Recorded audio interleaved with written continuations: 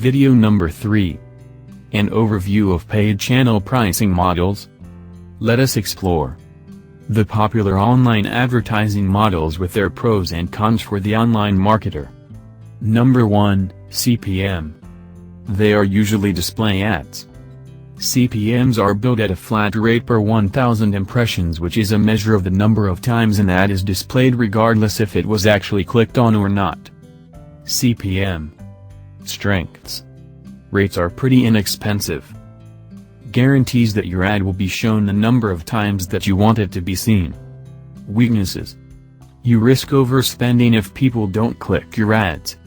It's difficult to quantify the return of your traffic by. Rush of resulting web traffic is uncommon.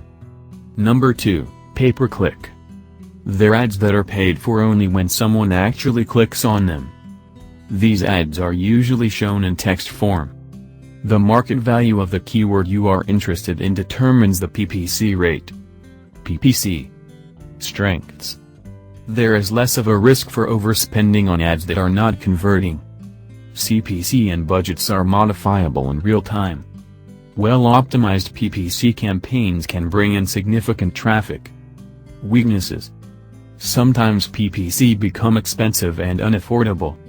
ROI can be complicated at times.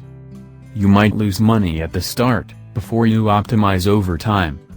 Number 3, CPA and RevShare. They are less common forms of online advertising.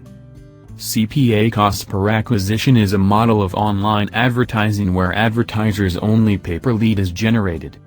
RevShare is, where you receive a portion of the profits from the client you are referring. Online advertising can be a tricky thing for marketers because of the complicated aspects of its models. Marketers have to be very careful when selecting the form of online advertising for a business. Thanks for watching. See you in the next video.